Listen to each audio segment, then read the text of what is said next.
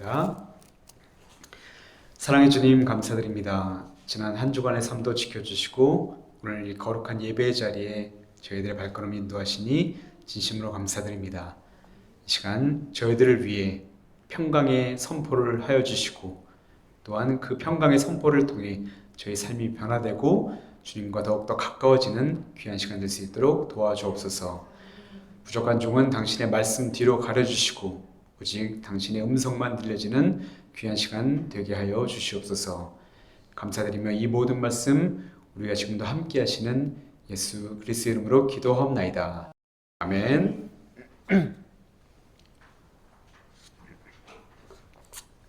오늘도 예배 자리에 나오신 여러분들을 환영하고 축복합니다.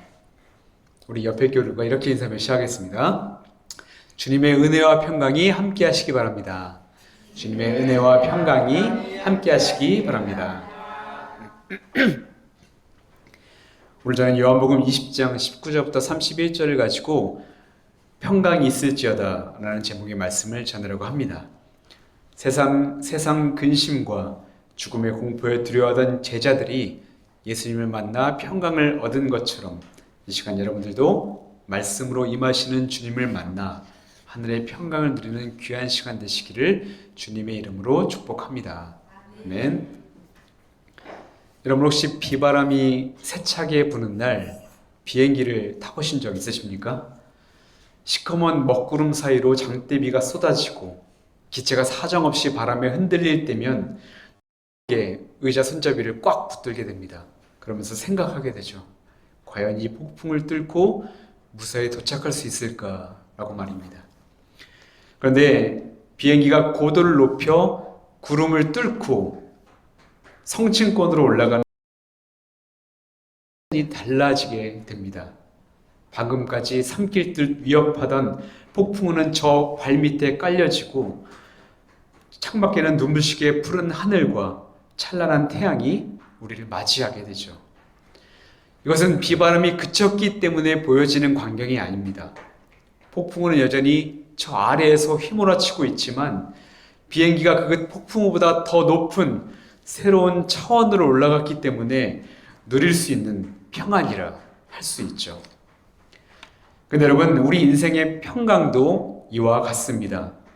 많은 이들이 나를 괴롭히는 문제가 사라지는 것이 평강이라고 생각합니다. 경제적인 안정이 찾고 병이 낫고 계획이 잘 풀려야만 평강한 삶이라 믿는 것이죠. 하지만 주님이 말씀하시는 진짜 평강은 완전히 다릅니다. 오늘 본문에서 주님이 두려움에 떨고 있는 제자들에게 찾아오셔서 반복해서 말씀하시죠. 너에게 평강이 있을지어다. 이것을 3번이나 말씀하십니다. 여기서 평강은 헬라어로 에이레네로 하늘이 주는 평강을 의미하는 단어입니다.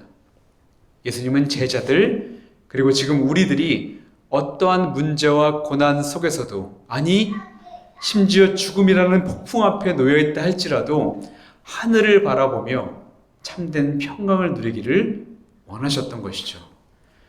그렇다면 여러분, 예수님이 제자들에게 전해주셨던 이 평강의 인사에는 과연 어떤 비밀이 담겨져 있는 것일까요?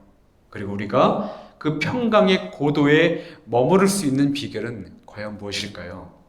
그 은혜의 답을 찾으러 우리가 함께 말씀 속으로 들어가 보겠습니다. 본문의 배경은 부활 당일 저녁입니다. 온 세상이 기뻐해야 할 그 밤에 이상하게도 제자들은 마가의 다락방에 모여 문을 꽁꽁 걸어 잠그고 숨어 있었습니다. 성경은 그 이유를 유대인들을 두려워하였기 때문이라고 설명하고 있는데요. 그들은 혼란스러웠던 것입니다.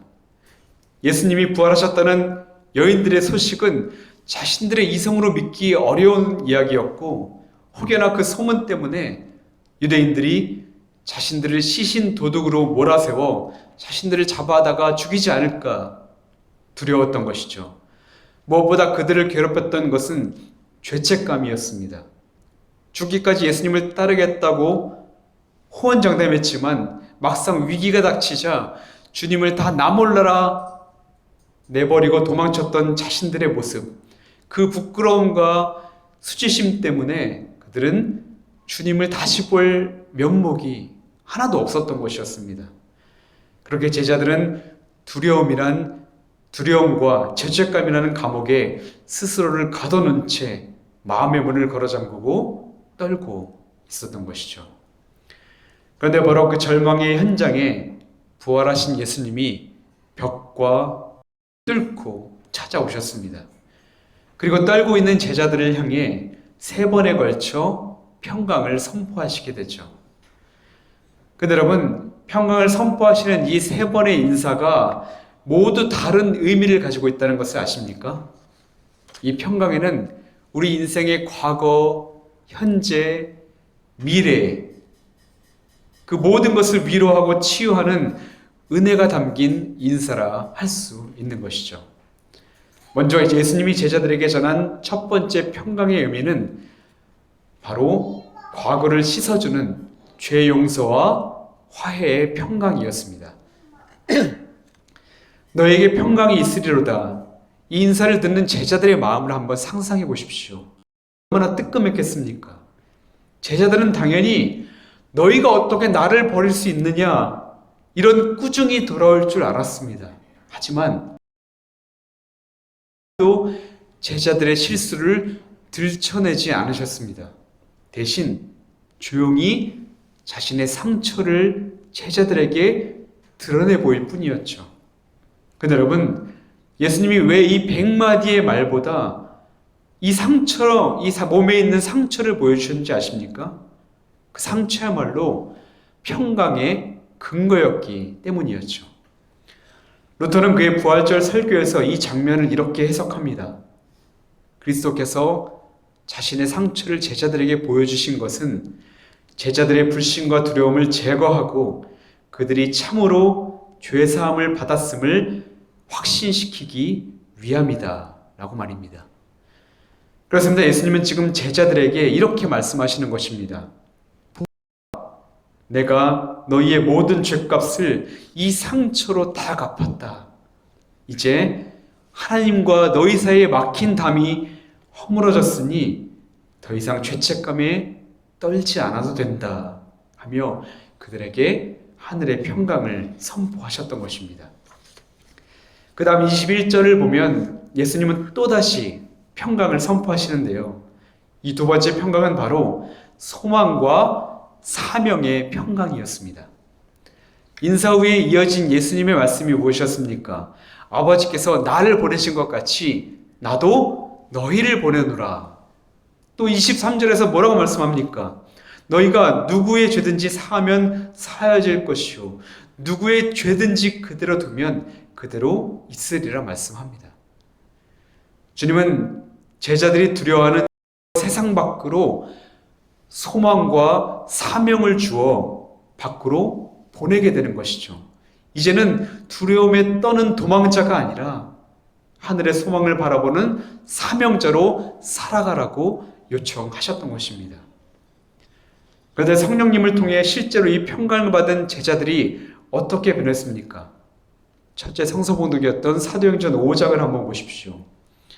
문을 걸어 잠그고 숨어있던 제자들과 똑같은 사람이 맞나 싶을 정도로 전혀 다른 사람이 되어 있습니다. 40절에서 그들은 복음을 전하다 감옥에 갇히고 채찍이 맞으면서도 그리고 이어지는 41절을 보십시오. 사도들은 그 이름을 위하여 능욕받는 일에 합당한 자로 여기심을 기뻐하면서 공회 앞을 떠나니라. 여러분 놀랍지 않습니까? 제자들은 지금 능욕받고 있는 이 모습이 기쁘다고 고백하고 있는 것입니다. 그런데 이 기쁨의 근원이 바로 41절 앞부분에 그 이름을 위하여라는 단어에 담겨 있습니다. 내 생명을 다해 사랑할 분을 만났고 그분을 위해서라면 내 생명조차 아깝지 않다는 그 생각이, 그 믿음이 매질의 고통을 압도해버렸던 것이죠. 그렇게 예수님은 제자들에게 소망과 사명의 평강을 선포하셨고 자신의 뚫린 선과 여를 보여주시며 다시금 제자들의 믿음을 세워주신 후에 그 자리를 떠나시게 됩니다. 근데 안타깝게도 그 자리에 함께하지 못해 예수님을 만나지 못했던 제자가 한 명 있었습니다. 바로 도마라는 제자죠. 우리가 도마하면 떠올리는 것이 무엇입니까? 바로 의심하는 제자 도마입니다. 후에 다른 제자들에게 부활하신 예수님을 만났다는 소식을 듣고도 나는 내 손가락으로 예수님의 손과 옆구리를 만져보지 않으면 믿지 않겠다라는 것 때문에 그의 별명이 의심하는 자라는 별명이 붙었던 것이죠.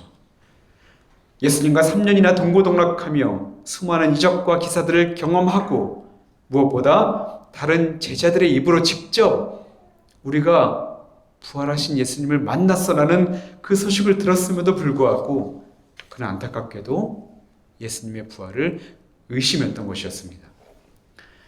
그런데 여러분, 의심하는 도마의 이야기는 다른 복음서에는 등장하지 않고 오직 요한복음에만 등장하는 그런 특별한 사건입니다. 그렇다면 요한은 이 도마의 이야기를 통해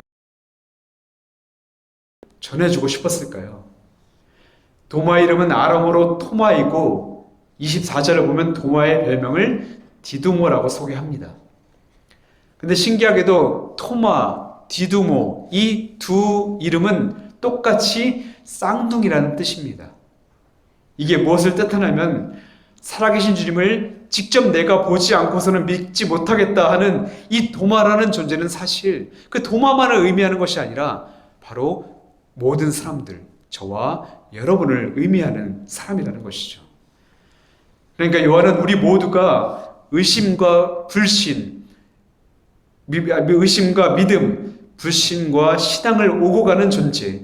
아니, 주님이 은혜를 주시지 않으시면, 주님이 우리를 만나 주시지 않으시면 예수님의 부활을 믿을 수 없는 그런 무지한 존재임을 깨닫게 하기 위해 이 도마 이야기를 기록해 놓았던 것이었습니다. 그런데 여러분, 놀랍게도 이런 도마에게 부활하신 예수님이 찾아오셨습니다. 그를 다그치고 그의 반응에 실망하신 게 아니라 주님은 오히려 그에게도 똑같이 평강을 선포해 주시죠. 예수님의 이 세 번째 평강 선포는 오직 도마를 위한 것이었습니다.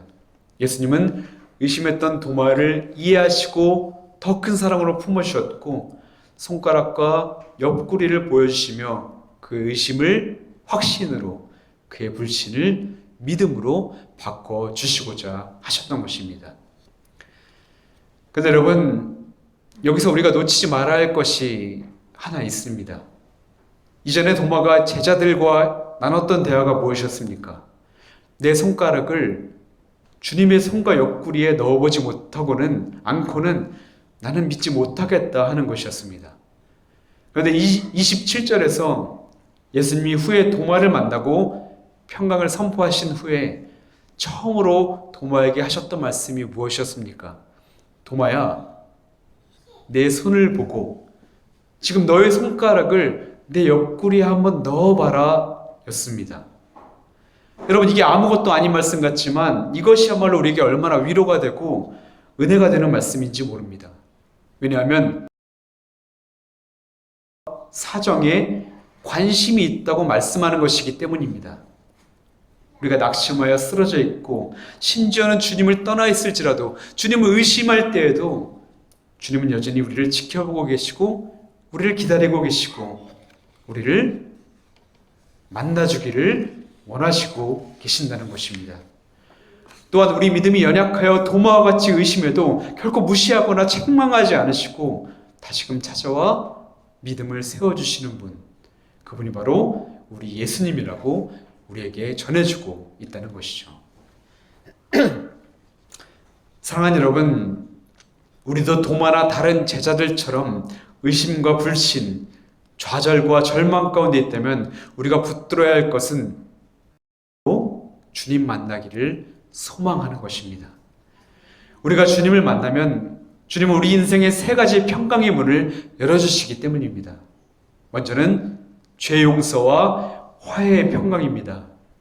우리가 과거에 어떤 실수와 실패를 했든 주님은 그 상처난 손으로 우리를 덮어주십니다. 그리고 더 이상 죄책감에 떨지 말라고 우리를 과거로부터 자유하게 해주십니다. 또한 주님은 우리에게 소망과 사명의 평강을 주십니다. 비겁하게 숨어있던 제자들을 세상 밖으로 보내셨던 것처럼 주님은 우리를 하늘의 소망을 전하는 사명자로 다시 세워주십니다. 마지막으로 우리 삶의 현장에 직접 찾아오시는 동행하심의 평강을 주십니다. 그러므로 여러분, 지금 어떤 영적 상황 가운데 있다 할지라도 낙심하지 마십시오. 주님께서 우리를 찾아오시게 되면 우리의 영혼은 반드시 회복되기 때문입니다. 주님이 우리와 함께 걷고 계심을 믿음의 눈으로 바라보십시오. 나의 과거를 용서하시고 미래의 소망을 주시며 함께 하시는 그 주님으로 말미암아 하늘의 평강을 누리는 저와 여러분 되시기를 주님의 이름으로 축복합니다. 아멘. 오늘 말씀을 준비하면서 저도 도마처럼 하나의 의문을 한번 품어보았습니다. 하나님은 예수님의 몸을 상처 하나 없는 그 원래 모습 그대로 부활시킬 수 있으셨을 텐데 왜 굳이 못자국과 창자국을 그대로 남겨두셨을까 하는 의문이었습니다. 말씀을 묵상하면서 이런 답이 떠오르더라고요. 만약 예수님이 상처 없이 다시 부활하셨다면 제자들은 과연 저 예수님인가 아닌가 확신하지 못하고 도리어 의심하지 않았을까 하는 생각이었습니다. 이처럼 예수님의 못자국과 창자국은 그분의 신분을 아주 확실하게 확인시켜주는 증거였던 것이죠. 그러나 예수님의 상처에는 더 놀라운 의미가 숨겨져 있습니다. 이사야 53장 5절은 이렇게 말씀합니다. 그가 찔림은 우리의 허물 때문이요 그가 상함은 우리의 죄악 때문이라. 그가 징계를 받음으로 우리가 평화를 누리고 그가 채찍에 맞음으로 우리가 나음을 받았노라. 그렇습니다. 예수님의 상처는 우리가 지불해야 할 죄의 대가를 다 치르셨다는 확실한 증거였던 것이죠. 더 나아가 여기에는 그보다 더 깊은 주님의 마음도 담겨져 있습니다. 바로 예수님이 우리의 상처 입은 치유자가 되기를 선택하셨다는 사실입니다. 심리학자이자 영성가인 헨리 나우에는 부활하신 예수님을 상처 입은 치유자라고 불렀습니다. 이것은 상처를 경험해 본 사람만이 다른 사람의 상처를 진심으로 이해하고 또 치유할 수 있다는 뜻입니다. 도 없는 매끈하고 완벽한 몸으로 나타나셔서 너에게 평강이 있을지어다 라고 말씀하셨다면 어땠을까요? 고난과 두려움, 죄책감에 신음하는 우리에게 그 평강은 어쩌면 조금 거리감이 느껴지는 구호처럼 들렸을지도 모릅니다. 그러나 주님은 상처를 지우지 않으셨습니다. 당신의 몸에 새겨진 그 고통의 흔적을 그대로 간직한 채 우리에게 다가오셨습니다.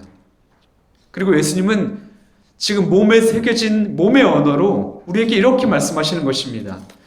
나도 너처럼 아파 보았다. 나도 너처럼 버림받아 보았고 나도 너처럼 몸과 마음이 찢겨져 보았다. 그러니 내 상처를 보고 위로받고 마렴. 내가 내 아픔을 누구보다 잘 알고 있기 때문이다 라고 말입니다. 여러분, 이것이 바로 주님이 상처를 남겨두신 이유입니다.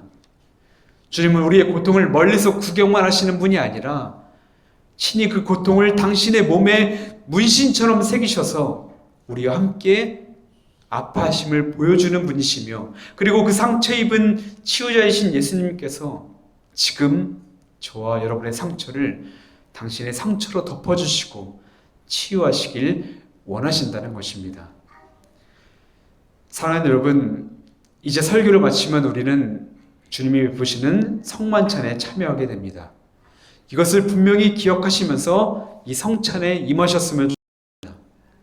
성찬의 떡을 받을 때 여러분은 나를 대신에 못 박으셨던 그 예수님의 못자국을 만지는 것이며, 우리가 포도주 잔을 손에 들고 받을 때 나를 대신에 흘리셨던 예수님의 보혈에 손을 대는 것과 똑같다는 것을 말입니다. 바라기는 성만찬을 통해 내가 용서받은 사람임을, 그리고 그 주님의 한없는 사랑을 받은 존재임을 깨달아 참된 평강 안에 거하게 되기를 주님의 이름으로. 이제 말씀을 마치려고 합니다. 예수님께서 제자들에게 찾아오셔서 3번이나 반복하셨던 그 말씀, 너희에게 평강이 있을지어다. 이 말씀은 그저 2000년 전 제자들만을 향한 말씀이 아니라 이 시간 우리를 향한 말씀이기도 합니다. 베드로전서 1장 6절을 보면 베드로가 우리를 향해 이렇게 권면합니다. 그러므로 너희가 이제 여러 가지 시험으로 말미암아 잠깐 근심하게 되지 않을 수 없으나 오히려 크게 기뻐하는도다. 여기서 우리가 주목해야 할 단어가 있죠. 잠깐이라는 단어입니다. 잠깐. 우리는 연약하기에 고난의 폭풍이 몰려오고 세상의 소문이 우리를 흔들고 죽음의 공포가 우리를 두렵게 할 때 우리는 잠깐 근심할 수 있습니다. 잠깐 근심할 수 있습니다. 그러나 이것이 잠깐인 이유는 우리가 기도할 때마다 부활하신 주님께서 우리를 굳게 붙드시고 주님의 손과 옆구리에 남은 그 상처를 보여주시며 평강하라는 그 사랑의 음성을 들려주시기 때문입니다. 그렇습니다. 나의 과거를 용서하시고 미래의 소망을 주시며 오늘 내 곁에서 동행하시는 그 주님으로 말미암아 하늘의 평강을 누리시기를 바랍니다. 그래야 이 땅에서의 모든 여정을 마친 구름이 찬란한 태양과 같은 주님의 얼굴을 마주하며 당신이 나의 주님이시오 나의 하나님이십니다 라고 믿음으로 고백하는 복된 자녀들이 되기를 주님의 이름으로 축복합니다. 아멘. 기도하겠습니다. 사랑의 아버지 하나님, 감사합니다.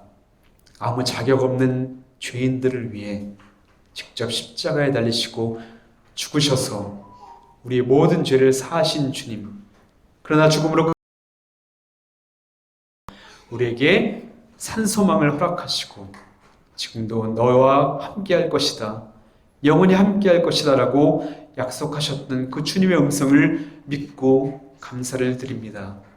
아버지 하나님, 저희들 늘 주님의 그 은혜를 기억하며 감사함으로 그리고 기쁨으로 살아가게 하여 주시옵소서.